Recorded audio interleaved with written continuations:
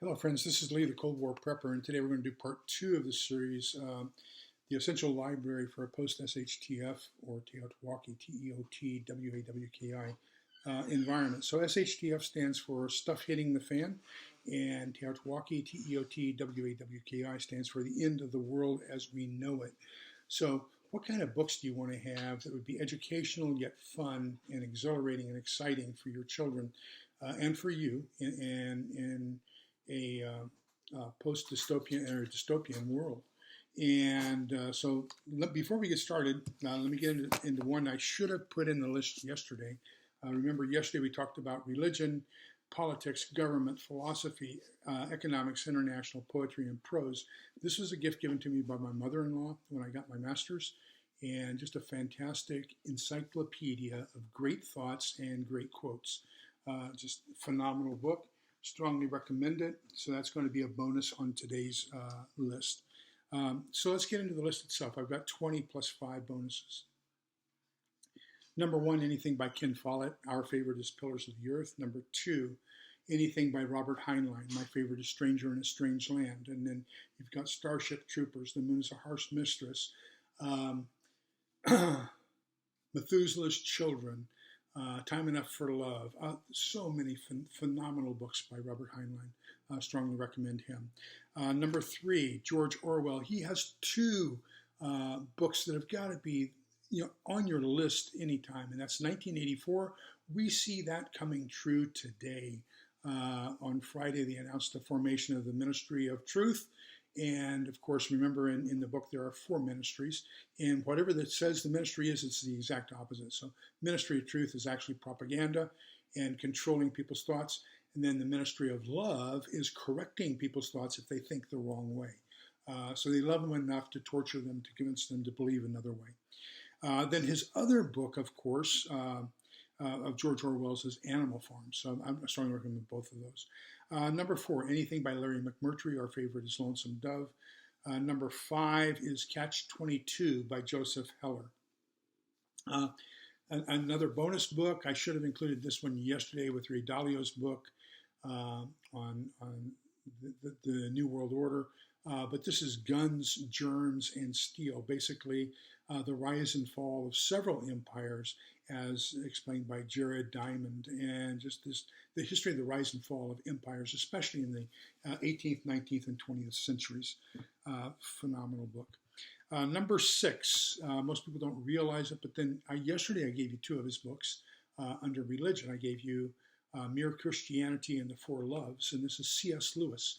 And so the Chronicles of Narnia, I love this series of books so much, I gave it to my daughter as a present when she started high school.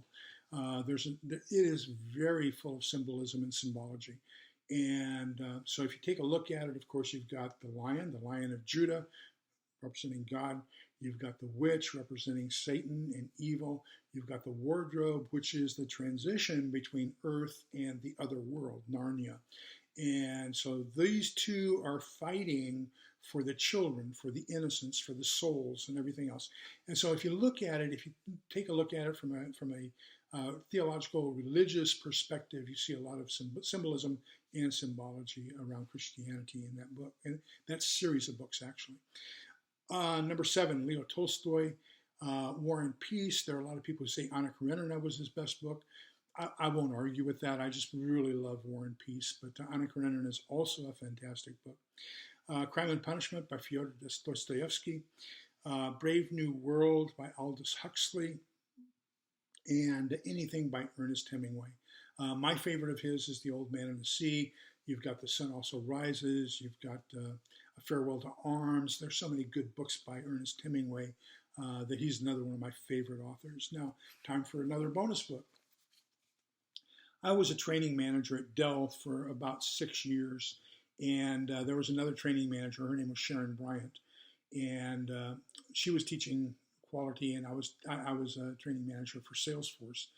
And later on, I moved into the factory because that's what my MBA is production operations management. I love working with factory people. But we both left Dell, and she went to the seminary to become a Presbyterian minister. Now she's a missionary in Thailand. So we did a lot of theological talking, Catholicism versus Protestantism. And so she gave me this as a gift. and that is Charles Stanley's The Gift of Forgiveness. Phenomenal book. So, of course, she always jokingly told me that Catholicism is the guilt of, or the religion of guilt. But anyhow, great book. I recommend it to you. Number 11 is going to be the Rosemont Series. This is a fiction survival series by Stephen C. Smith. This is book 2, the revival. Book 1's the reversion. Book number 5, I understand, is going to include a lot of information from another YouTube channel, and that's going to be Pastor Joe Fox, and his channel is Viking Preparedness.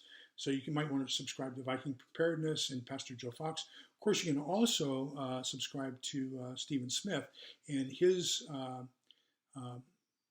channel here on YouTube is Integrative Preparedness. So I recommend both of those. But get that book, that series. Right now it's only 5 books, but I strongly recommend it. Just great character development, lots of tips, lots of preparedness information in that series. Number 12, anything by J.R.R. Tolkien. Number 13, I spent 3 years at Monterey, California at the Presidio of Monterey, the Defense Language Institute. And while I was there, so I did 1 year of Indonesian, worked that for 3 years, back for 1 year of basic Russian, then worked that for 3 years, then 1 year of intermediate Russian, and went and worked it the rest of my career. But anyhow, so I would always go down to Cannery Row in Monterey and sit at the John Steinbeck Theater. And of course, it's got a what would you call that? Not a patio, but an open area out in front. And they had coffee shops. And so I could sit there and drink a cappuccino and read John Steinbeck books and be right there amid what he was writing about. Cannery Row, East of Eden, Travels with Charlie, Of Mice and Men. Gosh, so many great books by John Steinbeck. So anything of his I strongly recommend as well. Then we've got The Lord of the Flies by William Golding. Another one that people don't realize, the religion and theology that's inside of it. This guy was actually going to seminary while he was writing the book, and then he was also reading an awful lot of Shakespeare. So I'll explain to you how both of those are so prevalent in the book if you look and recognize it. And that is The Whale, which was later renamed Moby Dick by Herman Melville. So, number 1, take a look at Ahab's speeches and some of his thoughts and his innermost exposés of his thinking process and everything else. If that doesn't remind you of Shakespeare's Hamlet or Macbeth or King Lear or King Richard and some of those brilliant soliloquies that they had, just the character development of Ahab along the Shakespearean model is just unbelievable. Then the second one is Ahab, the name. Go to 1 Kings in the Old Testament. He was the worst king of Israel. So he was very selfish. He was very arrogant. He opposed God and everything, but he wanted the rewards of heaven without respecting God or following God's wishes or anything. And so Ahab, in and of himself, is emblematic of Ahab, the worst king of Israel. And then you take a look at the big white fish. So what is the big white fish? The big white whale, other than Jonah, right? But the ichthos, the sign of the fish, was the early Christian symbol for Christianity before we adopted the cross even. So the fish was that secret meeting place and everything else, ichthos. And so you've got the King Ahab, the arrogant, self-righteous, fighting God, and he gets punished, and he keeps coming back and fighting for more. He loses his leg, gets bit off. Warning, dude, don't do this. Turn from your ways. Go do something better.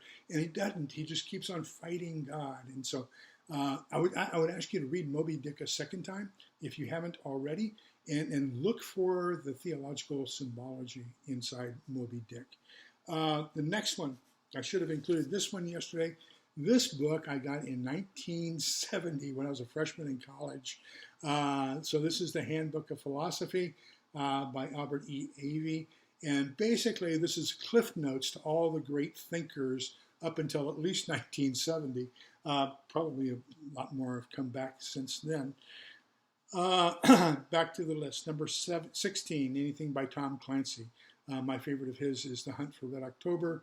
And then Patriot Games was a fantastic book as well. Number 17, anything by Louis L'Amour.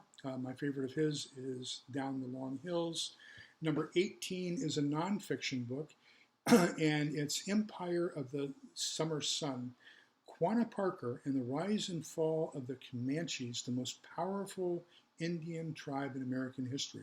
So they were just like all the other tribes. And, until the Spanish introduced the horse to North America, and the Comanches became the master warrior on horseback. They were the cavalry of the Native Americans. And so they ended up conquering and occupying most of Texas, New Mexico, Arizona, Utah, Colorado, and Kansas. I mean, they just drove people. Even the Apaches were afraid of the Comanches. And so, that was, they rose and then they fell. What caused them to fall? So just a great book. It's a historical perspective. It's nonfiction, so I hope you'll like that. Number 19, The Complete Fairy Tales of Hans Christian Andersen. Also, there's the fairy tales of the Brothers Grimm. Both of them, the fairy tale booklets are fantastic.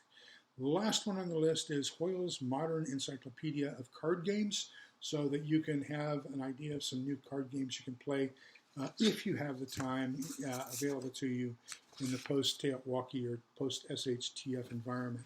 And the last freebie I'm going to give you is another fantastic book series in the genre of Stephen Smith's Rosemont Series. And this is the Going Home Series, is what I call it, by A. American. Underneath what this is it says it's the Survivalist Series. When you go to order the books, don't look for the Survivalist Series, because there's another Survivalist series, also 10 books, that was written by Dr. Bradley. Now, he's the PhD who does all the EMP work for NASA. I bought all 10 books, read them. Yeah, they're great books. They're good books.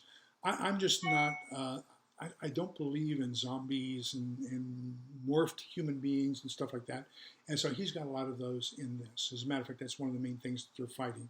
And so even though I like The Walking Dead, I'm more into it because of, the collectivization of people and how people interact and how absolute power corrupts absolutely.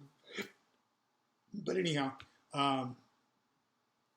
this is a fantastic series.